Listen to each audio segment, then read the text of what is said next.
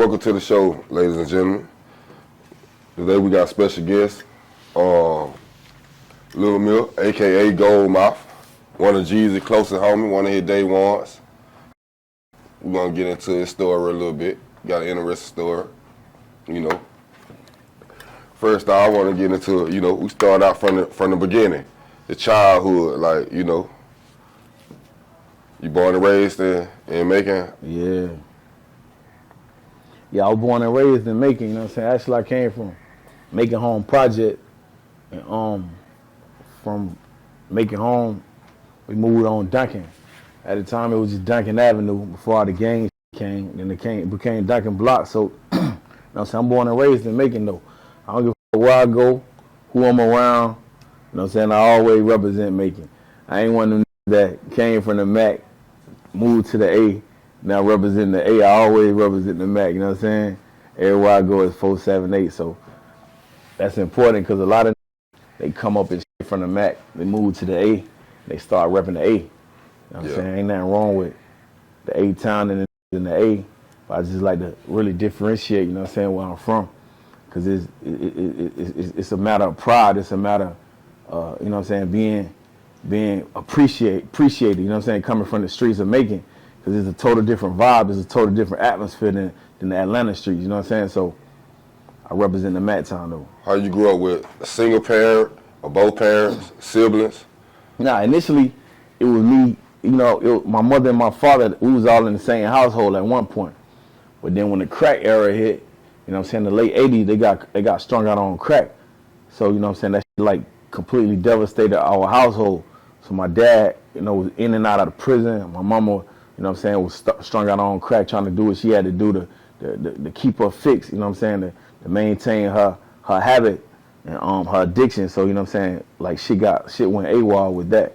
So So where you was during this time, like what you was? Initially, you know what I'm saying, I was with my mom, but I was like, fuck that shit. Like, I couldn't continue to live under those conditions. So, you know what I'm saying, I used to watch a lot of on the corners and selling dope. And as a youngster, How old were you? I was young, like I was like 9 and 10 and shit. So I used to watch a lot of young on the block selling dope. And I learned to hide in the bushes. You know what I'm saying? I was hiding in the bushes on them. When they put their bomb down, I stood in the bomb. You know what I'm saying? And I take it back to my mama. And me and my mama, I just break off some rocks and shit, and then she'll help me sell it. So that's at 9 years old? Yeah, so that's how I started selling dope. And you know what I'm saying? Like a year later, I dropped out of school. So I dropped out of school in like the 6th grade. You know what I'm saying? As soon as I went to the 6th grade at Winship Elementary, I dropped out of school and, you know what I'm saying, I was like, I'm finna get this bag. So wait, hold on for a second now. Let me get this right. So you telling me you stopped going to school in the 6th grade? Yeah, facts, yeah. I started going to school in the 6th grade. Even when I was going to school, I used to tote big guns. And first, it started off, I had BB guns in my book bag. And then, you know what I'm saying, I had stole a gun from my Uncle Johnny. And I started toting that to school, you know what I'm saying, every day. So school didn't have it didn't have nothing promising for me. Because at the time, we needed food in the fridge. My sisters and shit, they was little girls, innocent girls, and my mama was, she was doing what she was doing. So I had to make ends meet. I had to, learn how to hustle up money to keep food in the fridge. Our lights was off, we was stealing meters and shit. So I had to, put up money for light bills and shit like that. And I was nothing like 10 years old, 10, 11 years old. And, because my mama had a real bad habit at that time. You know what I'm saying? She was an addict. And how old were you when the habit started? When what started? The habit started. How old were you when you? I must have been like a cool 8 and a half, 9 years old. So before then, how life was it normal? Yeah, before then, life was beautiful. Growing up, when you young like that, it appeared that we had check. It appeared we had, my parents had money. Cause my dad was a construction worker, you know what I'm saying? He put roofs on houses. He take me on the roofs and shit with him. So, it appeared that we had a bag. You know what I'm saying? But nowadays, now that I'm older, you know, it wouldn't be considered no bag now. But you know, back then, to grow up in a double parent household, you know what I'm saying, working parents, you know, we ain't want for nothing. You know, we needed something I didn't know, so it felt like everything was there. So you know what I'm saying, it appeared that we had a bag back then. And when the drug era came, crack era came, you know, we just lost everything. That destroyed our whole family, our whole household. We was displaced. Some of my sisters was over here at my aunt's house. Some of us was over my grandmama's house. Some of us, you know, just ended up where we ended up because my mama couldn't uphold and maintain a household, you know, due to the crack. But when I was real young, I mostly spent a lot of time in Blakely, Georgia, with my grandmama Annette. You know what I'm saying? She instilled a lot of principles, a lot of morals, and a real solid value system within me. You know what I'm saying? So, you know, she used to have me going to church and, you know, Sunday school and shit like that. But as soon as I come back to Macon, it's like all that shit went out the door. You know what I'm saying?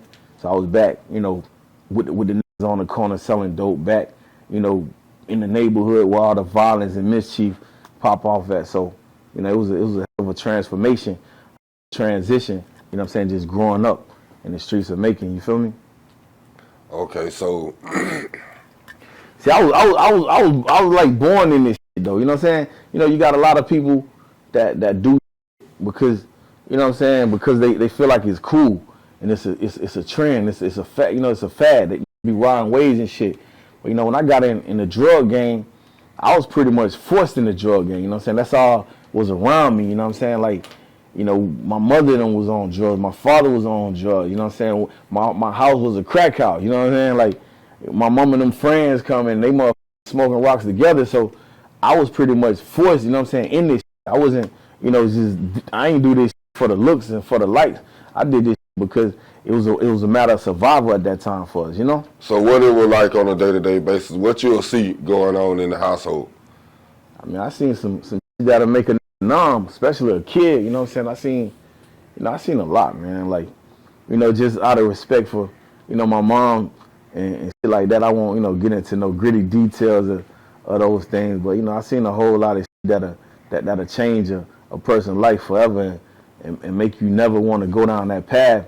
And that's the reason why even to this day, after seeing my mother and my father strung out on crack, that's the reason I never smoked a cigarette. That's the reason I don't do drugs. That's the reason to this day I'm sober. I don't sip liquor. I don't do shit because, you know, I feel like the way I seen that do my parents, like, I don't want no parts of it. And I know it had to be a blissful feeling. It had to be a great feeling, you know what I'm saying? Because they was like very, very strong.